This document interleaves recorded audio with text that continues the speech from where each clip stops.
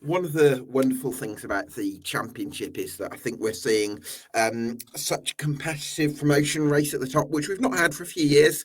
I'm thinking back of the 18-19 season. Ironically, both Leeds and Sheffield United were in that promotion race. This year, I think you've got a real variety of teams that have really impressed for different reasons. You've got Leeds, who are this absolute chance creation machine and so dominant at home. You've got Burnley, who have been rock solid this season and on course to set a championship record in terms of defensive strength.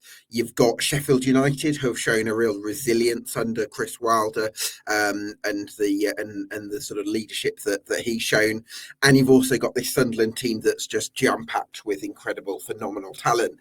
And any of that four would be well placed to be, would be deserving to be in the top two this season. And it's a shame that at least one of them won't be in the Premier League next year. But I think we can say that the automatic promotion race is going to be two of those four. On the other hand, the relegation battle is pretty much anyone's guess at the moment, other than maybe Plymouth Argyle. But even them, it's going to be dependent on the appointment they make with Stephen Schumacher linked with a return. So what we're going to do in this episode is our mid-season review. We're going to congratulate ourselves with me and my co-host Oli Mann for our good predictions. We're going to laugh at ourselves for our terrible ones. And we're also going to revise our predictions with some new ones based on what we've seen in the first half of the campaign. So without further ado, plenty to get stuck into on this Championship podcast.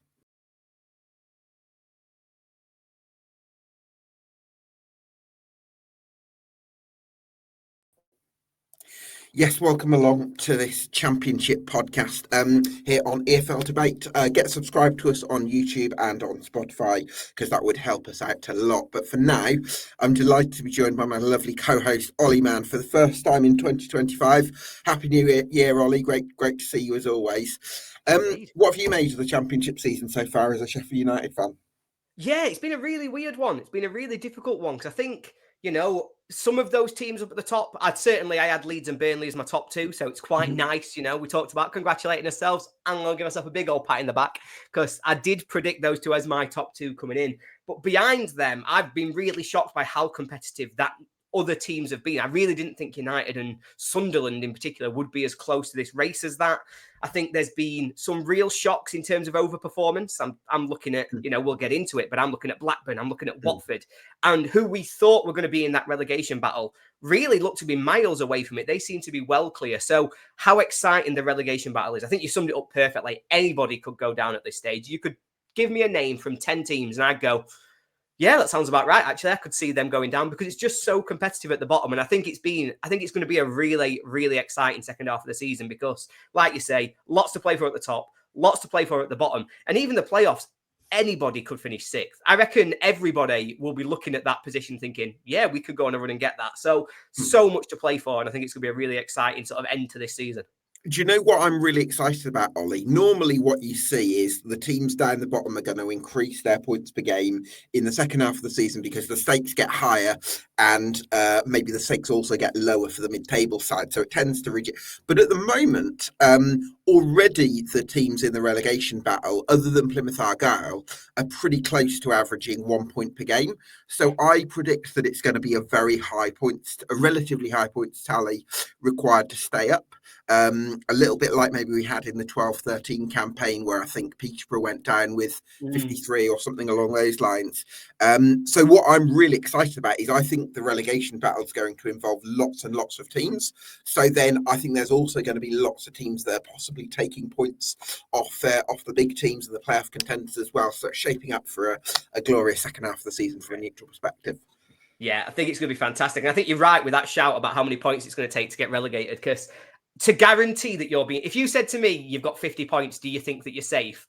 I would not be feeling confident for anybody right now. Like, you've got to get yourself to 55 because that's probably the line that you're going to need to be at because everybody is capable of winning 3-4 games in a row. We've seen all the teams at the bottom. Even Plymouth can put together a run. We've seen their form at home park. Well, Argyle might put Schumacher. If they put Schumacher, it's a completely different game, isn't it? Yeah, and that's really exciting for me. I think if Plymouth, they got it all wrong in the summer. They made an absolute nightmare of it. But if they bring Schumacher back in, there's a real chance that genuinely I couldn't confidently predict any of the bottom three, because I really feel that strongly about how much of an impact Schumacher can have going in at Plymouth. Well, having said we couldn't confidently predict any of the bottom three, let's confidently let's reveal what we've gone for. So this is both of our updated predictions. I mean, I suppose the interesting one is that we've gone the one. I think we agree on almost everyone in terms of a few places either way, which you'd expect, seeing as we're already halfway in. We kind of know where teams are at. But the big outlier in terms of the difference between us is Stoke City, because I think Stoke City are going to put a run together under Mark Robins and finish in the top half, and you think they might go down. So I'd love to hear from you, Ollie. What's your case for Stoke City getting relegated? Stoke, because of how dysfunctional they are, because I think that they are just in a constant rut and a decline and almost a managed mediocrity over 5-6 seasons.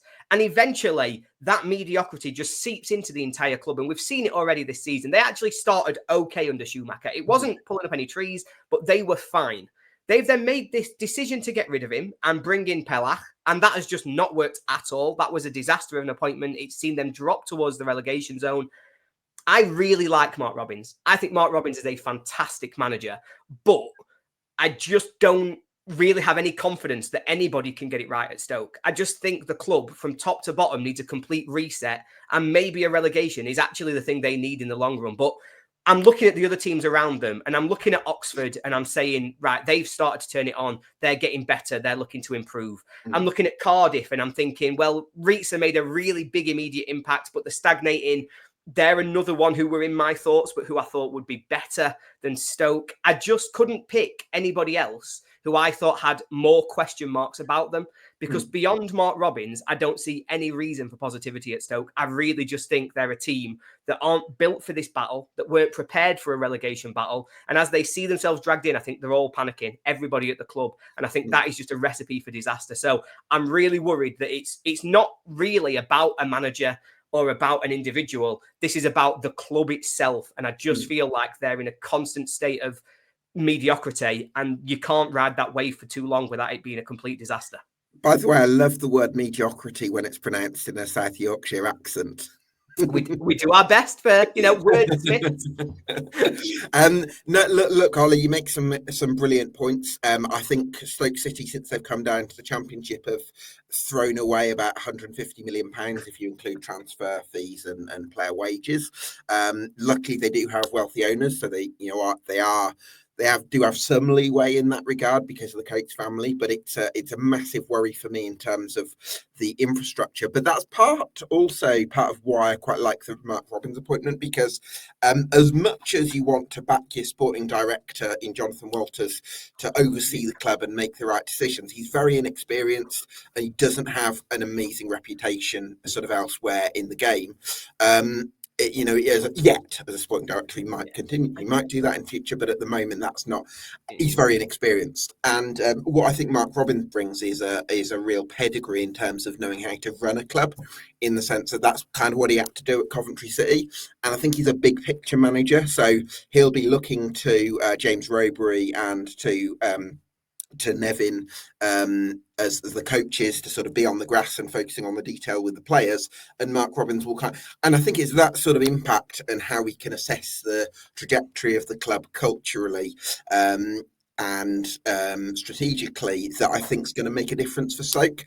And also there's a bit of confidence in him because of what he's done for over so many years consistently for Coventry City. So for me, plus I also do think that there is some potential in this squad when you look at some of the players that they've invested in. I do think pound for pound they've got some potential there. So that's why I see Stoke putting some form together. I can see it, and I can completely, like I say, you could tell me that teams that I've got bottom, you could tell me they'll finish anywhere up to about 14th, and I'll go, yeah, maybe, there's a chance. But for me, already this season, I think they've got the second worst XG conceded. They are so reliant on Victor. Now, everybody who's ever listened to me speak will know that I love Victor Johansson, and I think he's probably the best keeper in the league, pound for pound. But You cannot just continue to rely on him. We saw that with Rotherham. He's having to do so much work. He's saving so many shots. He's facing so many shots. They've got a completely disorganised defence that Robins has got to do something about to reorganise and to structure. I just think there's so much work to be done by a group of players who have chewed up and spat out so many good managers. You know, I look at some of the people who've been in at Stoke. I look at Schumacher, you know, go back years and look at who they've had in the club. And you think, what? They've just chewed them up and spat them out. And nobody has been able to stabilise them. I've looked at their appointments so many times and gone, this is going to be the one. This time they've got it right. This time they're going to be in the playoffs next season because they've got the right manager and they're going to spend loads of money. But they just don't do that. And I wonder if it's culture. There's a massive job on for Robins. I think the job he did at Coventry is probably the best done in the EFL over the last 20 years. It's insane how far he's taken them, that they were, within penalties of getting to the Premier League, within penalties of getting to an FA Cup final. But to do that at Stoke takes so much work, and he's not got years and years to get it right. He's got 4 months to try and keep him in this division because they're just on a massive slide. Yeah, they certainly are. And I think January is going to dictate a lot if they can bring in some players to sort of steady the ship a little bit. But I think Johansson is going to be a really important player for them in the second half of the season. And hopefully he can win them a few points. Maybe there's a truth somewhere between both what, our perspectives and it might be. I've gone 22nd. You've gone 12th. They'll finish about 16. Exactly. Yeah, absolutely. That's probably what we'll do, Gab, is we'll say, as a podcast, we got them spot on. Yeah. Split the difference, say that we nailed it. We'll do the NTT20 style, I think. So, any that you'd like to challenge me on in terms of predictions? Because I suppose come on, Gab. You've got to defend it. I made you defend it in the summer. I'm going to make you defend it again today. You're on a much stronger footing than you were in the summer. Yeah. I admit I got Sunderland wrong.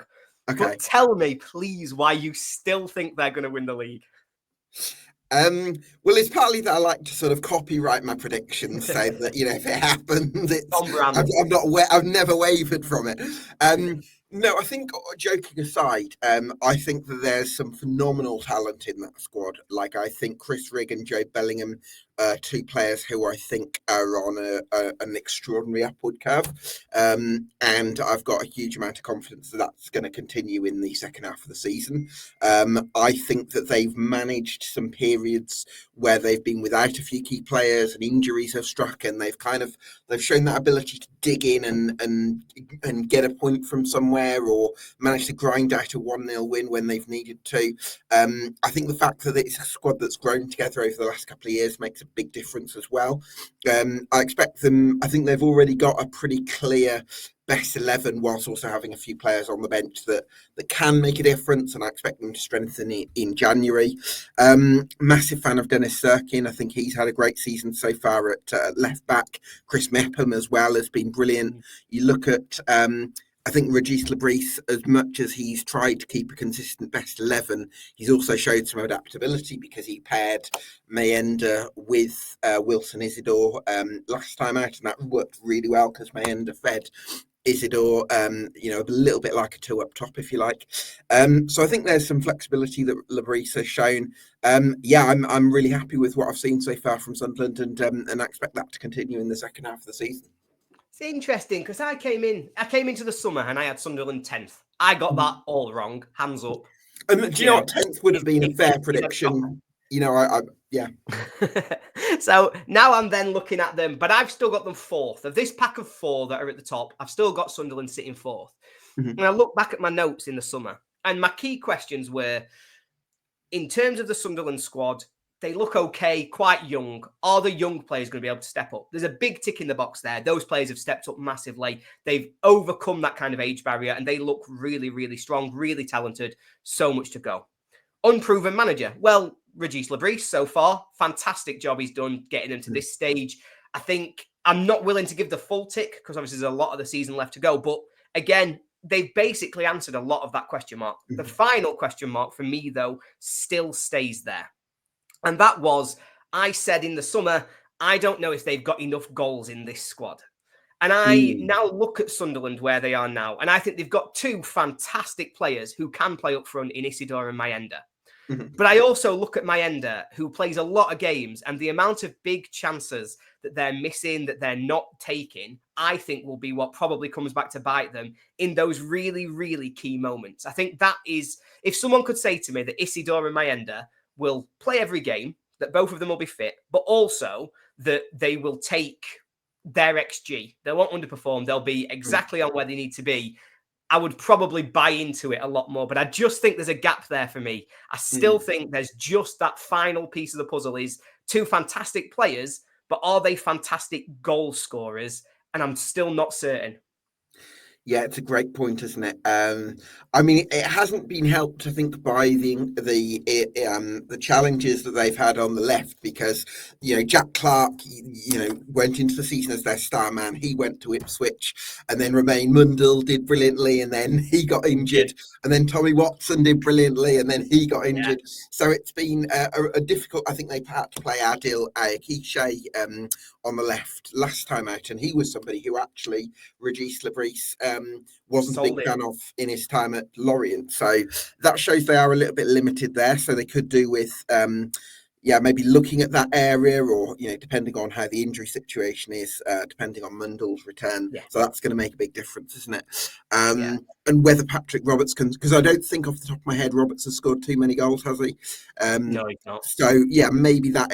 I can see your point there, but I think they have got a really strong defensive record where they're not going to concede more than one goal very often, and I think that's a really good starting point that gives them some strong foundations, and they've demonstrated a real team spirit where somebody like Dan Neil, the fact that he's still young, only about 22, but he's been in the team for 3 or 4 years now, and that experience has allowed him to kind of mature as a captain and become a bit more of a driving presence at the heart of that midfield alongside the talents of Bellingham and Rigg. I think Sunderland are going to get there, but I agree. I think they could do with adding a bit more guile in the final third.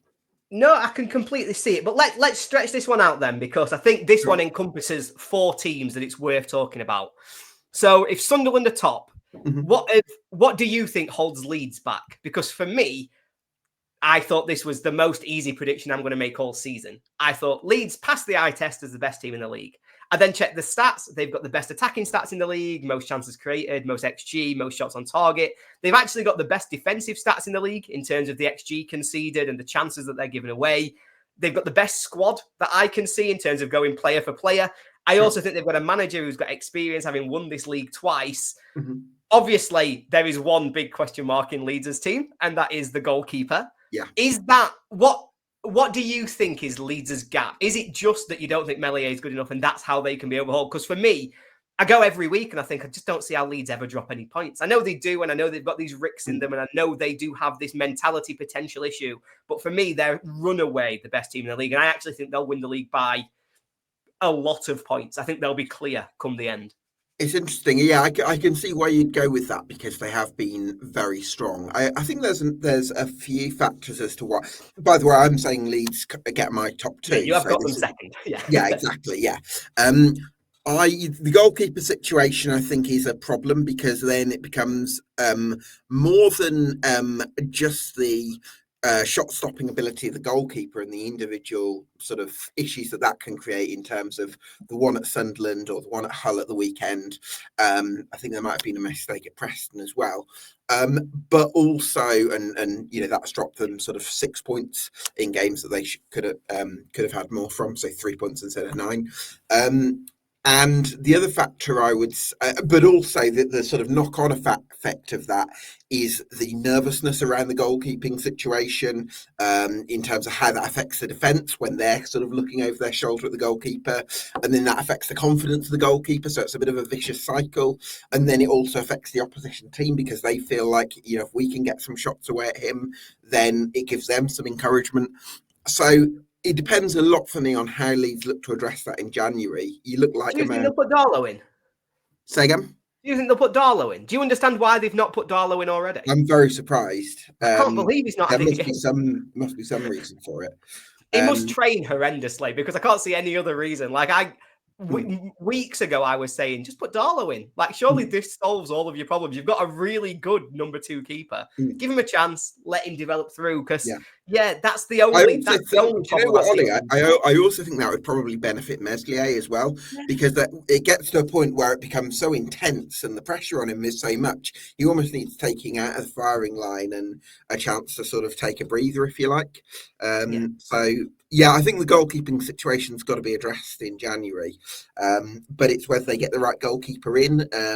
Difficult to get an experienced player, and other than Carl Darlow, it's difficult to get an experienced goalkeeper in January because, unless they're not playing for a Premier League club, or, somebody might be out of match practice, you don't know whether they'll be able to get that signing right, or they go for a loan, and those can be a bit of a lottery. So I get that. So then Burnley and United are the two you've got missing out. I've got Burnley getting second. I know you've had question marks over Burnley all season. So my only defense of them is going to be this. You're completely right. Everything that you're going to say when you tell me why Burnley are the 4th best team out of these 4 teams is completely right. They're massively overperforming the data, both in terms of their defensive performance and their attacking performance. But my counter to that is that now we are 26 games into this season. We played 46 games the last time that Burnley were in the Championship. So over the last 72 games in the Championship, Burnley have consistently overperformed their data in every metric at all points. They did it consistently last time, and it saw them win the league with, I think, over 100 points. They're doing it this time. It's seen them second and on a fantastic run of form at the moment. They've only conceded 9 goals, which is on for a record. Phenomenal. It's absolutely insane that they've only conceded 9 at this stage. Why do you think that? What do you think changes to break that run that they're on? Because I saw them at Bramall Lane, and they weren't the best team we've played. But the level of control that they put on the game after they'd gone 1-0 up was genuinely just, okay, this is a different level. Because they just basically said, right, we've scored a goal. You're never going to get one. You can try. We'll play all week if you want. You're just not going to score against us today. And so that, to me, really elevated them in my mind. And I think, while it looks unsustainable in the data, I actually think they're so well coached that they might be able to keep it going just like last time. It's a great question. I do understand that, because it is when you get to this stage of the season and they've consistently been able to churn out those clean sheets, the sorts of comments that we might say in October, like they're due they can't sustain this, they're due a plummet. Yeah. It carries a little less weight because they've just continued to do it for over half a season. Like that counts for something. At the same time, I think they are due a little bit of variance. I think there's going to be games where you might feel like you can have a shot, but we're not going to concede. But then there might be times where the opposition has a shot and it sort of ricochets in and it wrong foots James Trafford. And also, I wonder whether, if you're in this habit of keeping clean sheets, it adds to a certain level of confidence. But then if you go for a game where if that defensive resolve goes in one game, does the whole mask of invincibility start to come into question a little bit? Because what I think is more sustainable is a rate of chance creation. So, for instance, Leeds are able to create chances at such a consistent rate where, even though they have these issues in the goalkeeping department, because the collective is so strong, and because they've shown these repeatable patterns of creating chance again and again and again, I think it's sustainable through a game where it doesn't quite happen. Whereas I think, because Burnley's, yes, you can be brilliantly organised, but also you're sort of relying on the opposition not being very good as well, because and them not being able to come up with an answer. And I think that if opposing teams, because it's a bit more, because defending, it's a little bit more about what the opposition do than what you do, or it's only more so than it is going forward, where it's a bit more about what you do than what the opposition do. So that's my concern with Burnley. Look, James Trafford has been outstanding this season. I love Maxime Stev and CJ Egan-Riley, Josh Cullen at the base midfield. Bashir Humphreys, I think, has got a huge future. Connor Roberts, so reliable. I do love their defensive record, and it's absolutely phenomenal. But I do think that there's going to be a little bit of variance where they might regress closer to 1 goal a game. Yeah. And then it's whether they can start creating chances to score 2s and 3s and continue to win games. And I'm not sure they've quite got that in their locker. Interesting. So the last team of the 4. So both of us vote Leeds are going up. We're both fairly confident Leeds are going to get automatics. I've gone Burnley. You've gone Sunderland as the other one. Mm-hmm. Neither of us have backed United. Now, no team so far this season has won more points on the field than Sheffield United have. Despite that, neither of us think that they'll be good enough to make the automatics. So I'll go through why I don't, because obviously I am a United fan. I spend most of my times flying the flag for United and why we're brilliant. But the reason I've gone for United in third is it's the squad depth. I think there's too many question marks and too much business that United need to do. Someone put it to me the other day. They said, has a team that needs as many signings as United do ever been in such a fantastic position to go and attack the second half of the season? Because I was legitimately sat there saying, yeah, I think we need 5 or 6 to be properly up there. 5 or 6 in January, we probably need a centre-half now that we've lost Suter. We need a central midfielder because we can't make do when Finney Sousa's not available. We definitely need a striker, probably a left winger. I'd take a right back to be a bit more attacking. And suddenly, half the team, I'm talking about needing replacement. And I think that's because we have dragged absolutely every inch of quality out of some of the players in this squad. City Peck. Like Wilder was emotional, Ollie, talking about how the players have dug in so well. It's been incredible. City Peck deserves all of his flowers because this kid is an under-21s who should be out on loan in League 2 probably, just learning the game, getting used to playing men's football, and yet he's playing week in, week out, every game for United at the minute, and he's a standout player. Was probably man of the match against Watford, but he's so far ahead of his development. The same for Femi Siriki playing right back. He couldn't get in Rotherham's team being relegated from the Championship last season. He couldn't get in Rochdale's team a couple of years ago. Couldn't get in Rochdale's team. And suddenly this season for United, he's a standout player. And we're saying, Jesus, he probably needs to be starting at right back. And the overperformance of these players is incredible. But for me, it's not sustainable. We need recruitment in January. We've got the new owners, but that's a huge window and a huge if that says if we can get this right, United can chase down and finish second. But that's what is holding me back from fully committing to automatic promotion. Is it the same for you, Gab, or do you see something else that I've missed in terms of my United coverage? I really like what Chris Wilder has done. I love the connection that he has. I love how the best 11 has kind of battled through. You look at the bench, and again, kind of is repeating what you've said there. But you look at the bench. I mean, I might read it out actually. The bench that you had, Watford. I know. Bring me out in a cold sweat, Gab. Just to emphasise it, you had Jamal Baptiste, Ben Blacker, Harry Boyes, Ryan Brewster, Adam Davis, Faxon, Louis Marsh, Sam McCallan, and Reece Norrington Davis. So of those players with championship experience, you would say Sam McCallum, Adam Davis, Reece Norrington Davis, and Ryan Brewster. A few of those are, pretty out of form if we're being truthful. And then there's plenty of, one of them is Adam Davis, who's a goalkeeper. He's probably not going to come on unless something goes wrong. My favourite thing about that bench, Gab, is that that's 2 goalkeepers and 3 left backs. I know, yeah.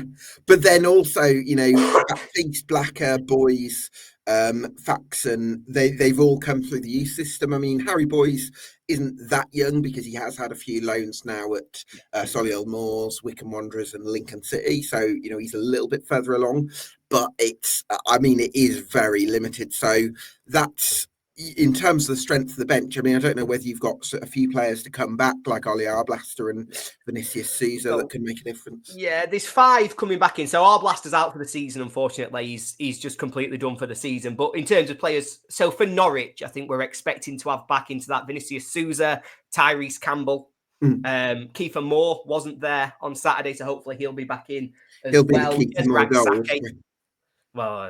Jezrak Saki will be back in, who obviously is a massive loss, and we spent quite a bit of money on his loan in the summer. But yeah, so there's sort of 4 or 5 to come back in, but that still don't fill his bench. We're still, Ryan One started that game. So, we're talking about the experience on the bench. we started with Ryan One up front, who Mm. is a fantastic talent, but he's 18 years old. It's his second ever start. And there's so many gaps running through this squad that, the job that Wilder's done cannot be underestimated. It's been insane that we're even in this conversation at this point, to be honest. Yeah. But I do feel, tell me if I'm overstepping the mark a bit here, Ollie, but I do feel like as a result of these issues with the squad depth and the injuries, it's maybe led to a drop-off in performances because, like you saw one of the games against Plymouth Argyle in mid-December where you won 2-0, but it wasn't a great team performance. You were awful that day. Yeah. Absolutely awful. Plymouth battered us. Yeah. Plymouth looked brilliant. All of a sudden I was sat there, I was fully converted. I was like, Wayne Rooney's keeping them up. They're great. So that's and then one at Cardiff, but then after that we have seen them struggle in some of those big games. I mean, to be honest, that the playing in the festive period, playing the level of opposition that you did probably didn't help you either. No. So yeah, I think January is going to be huge. It is, and I'm looking at it and I'm thinking about this season. So we lost away at Leeds, lost away at Borough, lost at home to Burnley, lost away at Sunderland. So of the top 5 so far, the only game we've won was Sunderland at home. And I think anybody who watched that game might have suggested that it were a somewhat fortunate 1-0 victory that we got away with on the day. So certainly the performance level in those big games as well is going to be something to keep an eye on in the second half of the season. But hopefully it's recruitment and hopefully that's what makes the difference. But I can understand why we've both got us third rather than looking at maybe anything a little bit better than that. However, that does bring me to a really nice segue, Gab, into, I think we both agree Middlesbrough are going to finish 5th. There's no need to focus too much on that. But if Sheffield United do finish 3rd, I think I've predicted the worst thing that could possibly happen in the history of the world. And genuinely, I think I'll quit football. I just don't think it's worth it because I've gone for Sheffield Wednesday to finish 6th. And rather than me defending that decision, can you please tell me why I'm wrong and why it'll be West Brom? Please. So I saw Sheffield Wednesday against Millwall at the weekend, and I was pretty impressed with them because they build up with a 3-2-5 shape that can sometimes become a 2-3-5. But what I really like is, whereas you get some teams that say they have a set configuration of the in possession shape. So, for instance, the left back's always going to invert into midfield, or the right back's always going to tuck in, or whatever. What Sheffield Wednesday do, which I think is really interesting, is while they have a set shape, the configuration of that shape is flexible. So sometimes the 3 at the back in possession is going to be Barry Bannon dropping in to the left of Dominic Iorfa and Deschamps Bernard, and sometimes it's going to be Max Lay, the left back, sort of tucking in. And what I think that allows is lots of this lovely synergy where there's sort of clear patterns of play and everyone knows their roles and responsibilities on the one hand, but on the other hand, there's a flexibility, there's an unpredictability that opposing teams can't quite pin down. And I think that shows brilliant coaching from Danny Röhl, who I think has enormous potential as a coach, and I think he can go on to the very top. But the other thing I like about Sheffield Wednesday is they don't shoot from outside the box very often. They focus on creating those real clear-cut chances, and even if they don't create like a super high volume of them, that's you've still got a better chance if you can create 3 or 4 clear-cut chances than raining 30 shots from outside the box through a crowd of Best XG created in the league. Yeah. Very good. Looking very strong going forward. Obviously, a lot of rumours. I'm not saying that I'm begging them to be true, but obviously a lot of rumours that Josh Windass could leave, which, nice. Please. What's the rumours been? Where would he go? Santos in Brazil. So this sounds utterly insane. But is it Pedro Caixinha, who used to be at Rangers? He went to Argentina a few years ago and was rumoured to be bringing in Josh Windass, tried really hard. And then Windass's contract is up. I think he's got a 1+1, but his contract technically runs out in the summer. And the rumours that are coming around the Sheffield media today is that he's signed a pre-contract agreement with Santos, and they're currently negotiating a transfer with Wednesday to see whether or not he can be moved over there. So it's a really interesting one. Obviously, you don't know if it's going to play out, but obviously he's a huge part of their fantastic attacking movement, the way that they've been creating. But yeah, I suppose the question mark on Wednesday is defensively, isn't it? That's the big question. Well, there were certainly one or two imperfections that led to them conceding those goals against Millwall. But I also feel some of it's, and I think Danny Royal said that in his post match. But I also feel there's a little bit of outcome bias because if Honeyman's 1-on-1 is saved by Beadle, and if Wintel's shot from outside the box gets skied over, we're probably not mentioning the defensive imperfections as much. If you keep a clean sheet, sometimes those things can kind of get glossed over a bit more. I thought that Millwall were very lucky to get a point that day. I thought Sheffield Wednesday were the clear better side. There's one or two things to work on defensively. I would say they're maybe 2 or 3 players away from being a top 6 side, which is why I've got them 8th. But definitely, as long as Danny Royal stays, they're definitely a team to watch in the Championship, whether it's this season or next. Yeah, no, I completely agree. It does feel like there's a real positive momentum. So they did get in the playoffs. I wouldn't want to be, well, unfortunately, I think we might be the team that had to, but I would not want to be the team going to Hillsborough. I would also feel like Chris Wilde would probably regret saying a few of those things that he did when he went to the pub. I don't think he does regret. I think we'll just own it and go again. Even if you get battered at Hillsborough. It doesn't matter. We have to stand by it. Sausage rolls all the way. Sheffield Wednesday fans are going to be waving sausage rolls at the Chris Wilde. It's going to be horrendous. Wilder would love it. It'll thrive. If they do that, I'd be more confident that we actually do all right than I would be otherwise. What I don't want is them taking the high road. I don't want any high road in. I don't want them coming in being like, yeah, you thought you were funny. Now it's 5-0. That'd ruin me. Oh, brilliant. So you've got West Brom taking that last spot. Now I've got question mark. I've got West Brom 7th, so I'm not miles away. Obviously very close in terms of where we think and how tight we think this is going to be. I've gone Wednesday, West Brom, Norwich. You've gone West Brom, Norwich, Wednesday. So we've obviously got an idea of who we think is going to be in that chunk, just in and outside the playoffs. Mm-hmm. Why do you think West Brom are the one that nicked that last spot? Well, I saw them against Preston North End on New Year's Day. I was going to say at the weekend. My days and times over the festive period have got so messed up. But they didn't make a little bit of a pig's ear of it in the second half, and it wasn't quite as comfortable as it might have been. But what I loved about them in the first half is they seem to have that balance that seems to have continued from Carlos Corberan's reign, in that they can keep they can build play quite patiently at times, and they can create chances, but also when they need to drop in and be compact and sort of ride out a bit of pressure, they're able to do that.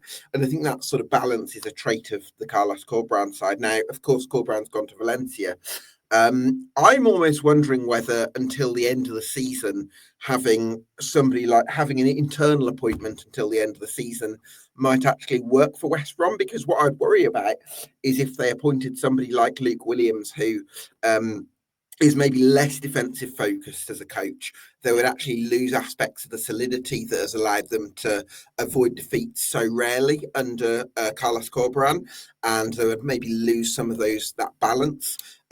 So I think what's really important for them is that whoever they appoint is kind of on board with that and is kind of not really going to change too much, because I think it's a time to not reinvent the wheel. So if they make the right appointment and don't try and mess things up too much or destabilize what's already in place, then I think they're in a good position for the top 6, merely because there's possible question marks over all the other sort of contenders, because there's such a big gap from, say, 4th or 5th downwards. No, I completely agree. And I think the top 5 I'm 100% on. Whatever order they finish in, we know they're going to be the top 5. Yeah. I think that middle group around the playoffs is so hard. I do think we should have a word for Blackburn. I think in both of ours, they're the most improved team. I've got them 13 places higher than I had them in my pre-season. You've got them 14 places higher than you had them in your pre-season. Neither of us think they're going to make the playoffs, but undoubtedly finishing 10th, which both of us have gone for, that's a huge success for Blackburn, isn't it? I cannot believe how good a job that Eustace has done. I think I'm saying that Danny Roll has done the best job with his current club of anybody in the Championship. I'm probably putting Cifuentes second, but I think Eustace is third. Because I think Blackburn not even being close to a relegation contender this season is a massive success for the job that he's done. I think what we'd say, Ollie, is that Blackburn are probably the biggest surprise, because while Danny Roll is doing a phenomenal job, I love Cifuentes, there's other managers that we could sort of pick out. I think just because no one saw it coming at all from Blackburn, whereas Cifuentes and Roll showed what they could do last season. Yeah, exactly. So I would say, I think Eustace is kind of surprising us most, perhaps, which as a Birmingham City fan, I probably shouldn't have fallen for that. But I think it just goes to show like how Eustace has brought everyone together. I think in Ainsley Pearce, below, I would say maybe Victor Johansson, Michael Cooper and James Trafford. I think Ainsley Pearce is very much in that next bracket below in terms of the best goalkeepers in the Championship. I think Danny Barr and Dom Hyam have forged a really good partnership. And then I think Sondre Tronstad is becoming one of the best midfielders in the league. I'm not sure they're quite going to score enough goals to get into the playoffs, but great work from John Eustace. And well done to him. Yeah, completely agree. I think Blackburn are arguably the story of the season, because I thought that off-field instability was taking them apart. The squad looks really weak on paper. When you think about the players they've lost, Sammy Smodic's leaving, and them not really reinvesting at all in getting more goals into the team. So, I think it's just an incredible story. Shall we go from one incredible story to the other? Because the team that we've got, well, I suppose there is a contender for the team we've got equally most wrong. Yes, Watford. Well, I was going to say Luton. Luton, of course. Yeah, the other way. Yeah. Should we talk about? Well, we'll talk about either way of Hertfordshire or Bedfordshire. I think. I've been really disappointed by Luton this season. I think that there's been a real imbalance to them. I was kind of hoping that they would play with this template where you've got Carlton Morris and Elijah Adebayo up, really pressing up top. You've got two attacking wing backs, but I think the area where they've kind of fallen down is central midfield. I don't think they've had enough of a grip hold on midfield in their games this season.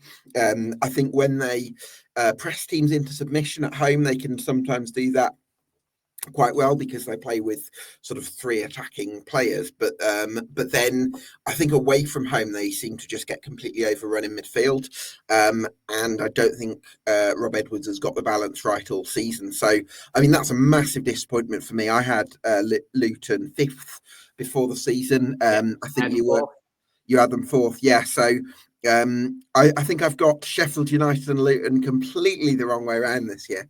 It's possible. I think what's interesting there, though, both of us we've both said that Luton have been the biggest disappointment. We both got them so wrong in the summer, but both of us still think they're going to be fairly comfortable and well clear of any relegation trouble. Now, I was talking to, I think it was Hugh Davis the other day, and he was saying that he's got them actually in his interim bottom 3 at the minute. When he's looking at the second half of the season, he thinks they could be in a real mess in terms of relegation. Why do you think they're a cut above those teams? Because I said that they are probably in that chunk of teams, that chunk of 10 teams who, if you told me they'd go down, I would be sort of, I can see it. I can see where you're coming from. And yet I think they'd be the biggest surprise of the bunch because they just seem like a club that gets so much right. Surely they're not going to let this continue to fail. Yeah, it's a great point. I mean, I've only got them a couple of places higher than they are at the moment. So it's not as if I'm predicting like this massive rise into the top half because I've not seen enough for that. No, same. I think on balance, their home form has been a relative positive so far this season. I also think that you put Mark McGuinness, Elijah Adebayo, Alfie Doughty when he's fit, possibly Marvellous Nakamba, Carlton Morris. I think there's enough players there. I think their squad's just about good enough with the right additions to maybe string some form together at some point, whether that's under Rob Edwards or dare I say possibly someone else. But I think their squad is a little bit of a level above maybe some of those teams that we're worried about. Yeah, I completely agree. I think I'm looking at our bottom threes there, and we both agree Plymouth at the bottom. We Mhm, both agree that Derby will take one of the other two slots. And I mhm, think for me, Luton do just seem so far clear of that. It feels almost a double dip is just not something that was on my bingo card for this season. And I think Luton have got the quality in their squad that I'm expecting to shine through to mm. keep them just away from trouble. But the fact that we're even considering it at this stage is a sign of how poor their season has been and how huge a drop off it is. I think their summer's going to be huge, isn't it? Are they in the new stadium next season, or is it the year after? I'm not sure. I'll have to ask Lewis Williams Yes, we'll to check in with Lewis because absolutely. obviously they've been doing a lot of work to make sure that they're prepping for that new stadium, but they don't want to be moving into that in League One because that would be Mm, an absolute disaster. Similar to the Everton situation in the Premier League, they don't want to be mm, moving into their new stadium in the Championship. Luton do not want to be in League One, so hopefully a big second half of the season will make sure that they're not in any trouble come mm. May because I think it'd be a real disaster for the club if they were. Yeah, what I look for in because the bottom 10 is so close, you could go for anyone up to around, well, in my table, anyone up to around QPR or Preston Yeah. North End to possibly go down. Don't forget, it seems unlikely QPR the form they're in at the moment, but even at the start of the season, that was a massive fear for their Mm. fans. So you never quite know what's going to happen.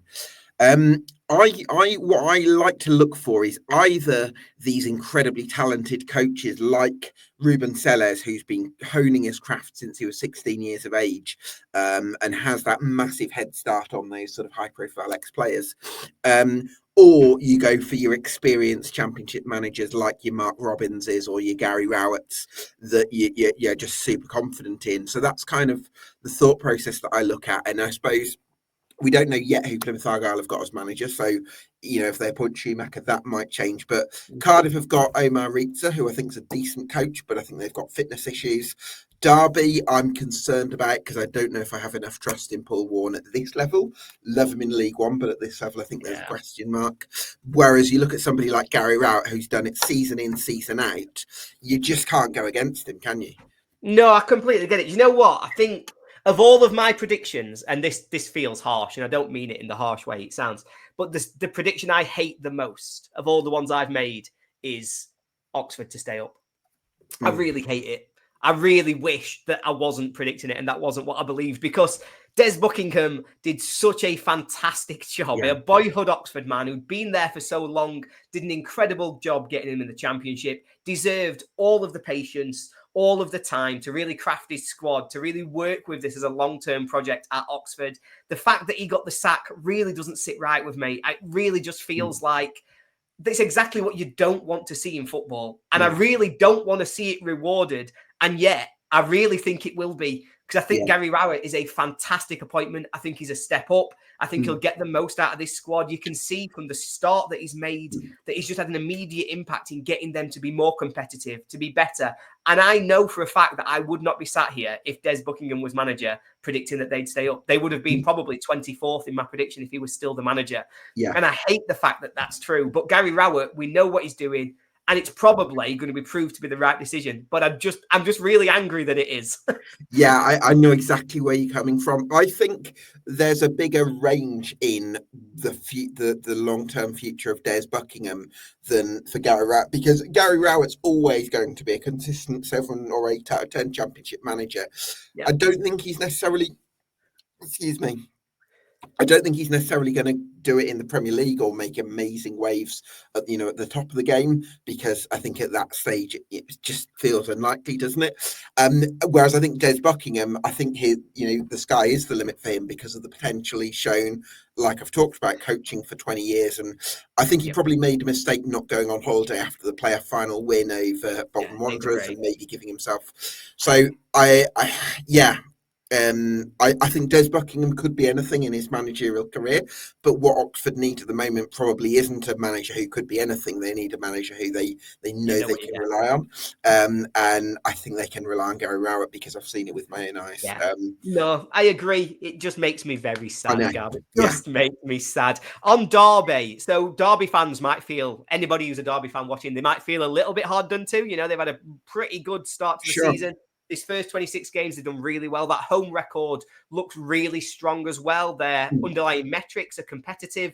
They're not in the bottom three for XG conceded, for points at home, for points away. They've had a pretty consistent and as good a season as you would have expected from them. The reason I've got them in my bottom two is that they're fixed. You've played everybody. Everybody's played everybody. But Derby's fixtures are quite skewed in terms of who they've played at home and who they've played away. So they've played Leeds, Burnley, United, all the top teams they've played away. And they've played all the bottom sides at home. Yeah. And so when that flips, they've got this fantastic home record where they're getting most of their points. As soon as that flips, when you've got to now, if you want more points at home, you've got to beat Leeds. You've got to beat United. You've got to beat Burnley. You've got to beat Borough. That's a huge ask. It's really difficult to pick up points in those home games. So all of a sudden, their away form becomes absolutely crucial. They've got to start picking up more points than they are in really difficult away, what's going to be battles. And they might fancy winning them, but I think that's why I've got Derby where they are. I think that the others, with their managerial choices, probably do have higher ceilings, particularly with Ruben Sellers coming in at Hull, with Rowett, like you say, at Oxford. But yeah, it was the fixtures that really skewed it for me, where I started to see just a little bit of an imbalance. And I thought they can't rely on their home form when the games they've got to come at home are as tough as they are. Yeah, I think I'm a massive admirer of Paul Warne as a person. I think if I was a fan Incredible man. Yeah, if I was a fan of one of his teams, I'd be really proud to have him as my manager in lots of ways, because I think he's a real trailblazer for vulnerability and empathy in modern leadership, which is a real breakthrough, I think. His ability to galvanise people on an emotional and sort of ethical level, I think, is extraordinary. And I think he's got some incredible qualities there. And I think that's why we've seen him be extremely successful in League One, winning 3 promotions with Rotherham and 1 with Derby.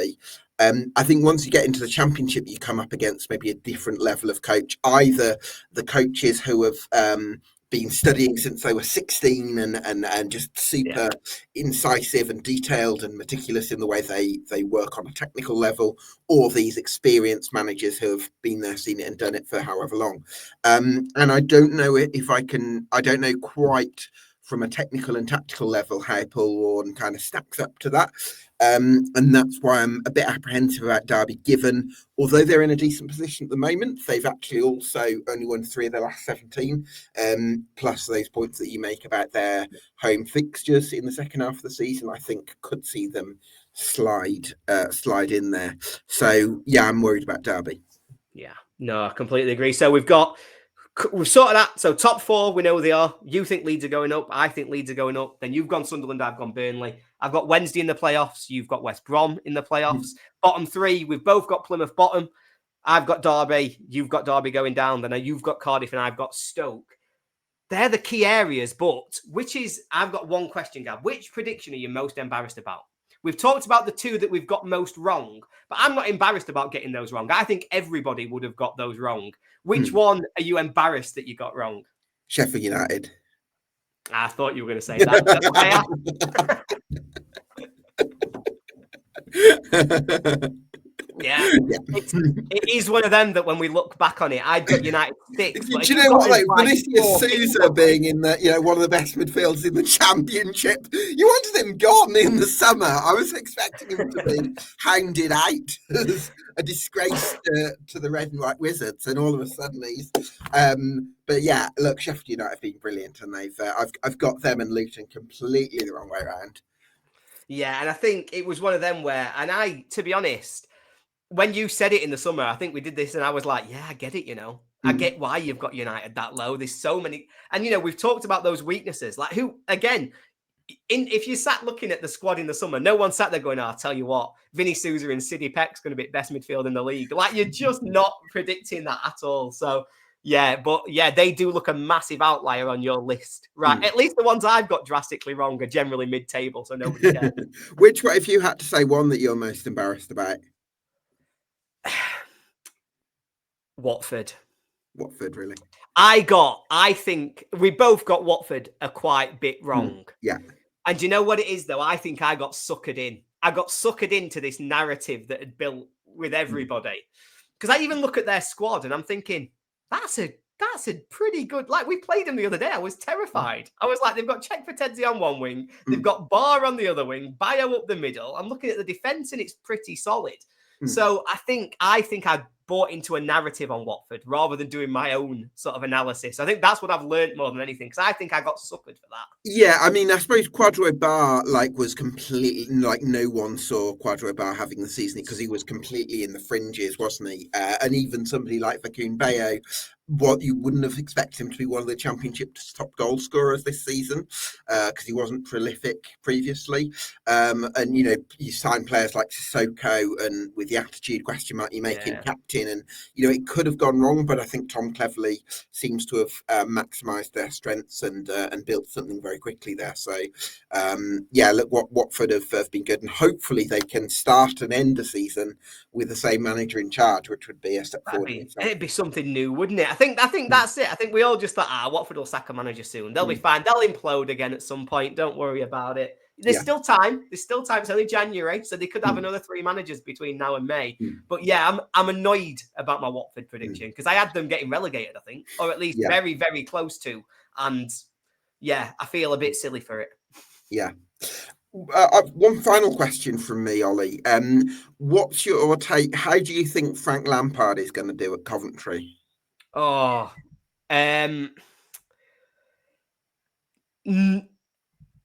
well enough, I think, is the answer to that question.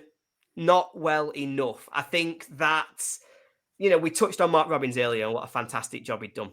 And the fact that 2 years ago, they were a penalty shootout away from the Premier League. Yeah. Last season, they're a penalty shootout, or they're the smallest of small centimetres away from being in an FA Cup final. Yeah.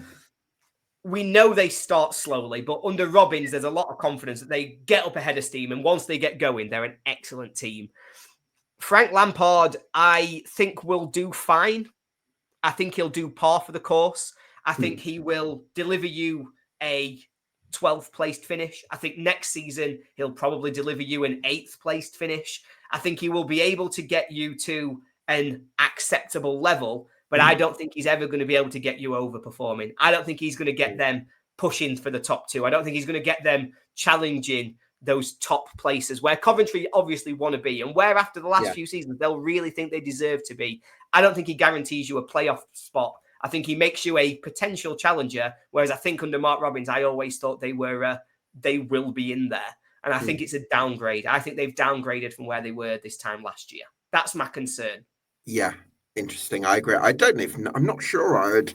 Very early days and a lot to sort of assess in the second half of the season. But yeah, I'm not sure how confident I would be about Coventry being in the sort of playoff scramble under Lampard, obviously in terms of next season, because I just think that there's coaches who have had this 20-year head start on him, like a Danny Royal, for instance, or like a Ruben Selles. And I think that counts for something. If you've had 2 decades to sort of hone your craft, I think that makes a difference. I completely agree. The only slight caveat to that, on this side of my screen, the only slight caveat to that one is the Chelsea question mark, which is that if he wants to in the summer, like he did when he was at Derby, will he get 3 potential Premier League superstars playing in the Championship for 12 months? Last time he got Tomori, who immediately went to AC Milan and became one of the best defenders in Serie A. He got Mason Mount, who then started for England about 3 months after leaving Derby. If he can get that caliber of player to come to Coventry out of Chelsea again. When you think about how many young players Chelsea have got as well. Yeah. So that could change the maths. There could be some huge talent that you play off the back of his reputation, of his relationship, and you get these incredible players who shouldn't be playing in the Championship. But on his own merits as a manager, I don't see it. And I think that, for me, would be a worry if I was a Coventry fan, because they've made such fantastic strides to be a consistent top 6 team I was expecting in the Championship. And I think they've probably thrown that away a little bit. Perhaps, yeah.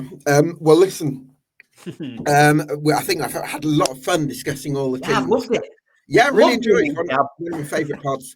Thanks so much, Ollie. Really appreciate your insight from the Sheff United Way. Everyone gets subscribed to the good stuff over there. Thanks to you for watching at home. This has been the EFL Debate Championship podcast. If you've enjoyed this episode half as much as we have, we would really appreciate it if you could get subscribed to us on YouTube and on Spotify. That would help us out enormously. We'll see you again very, very soon.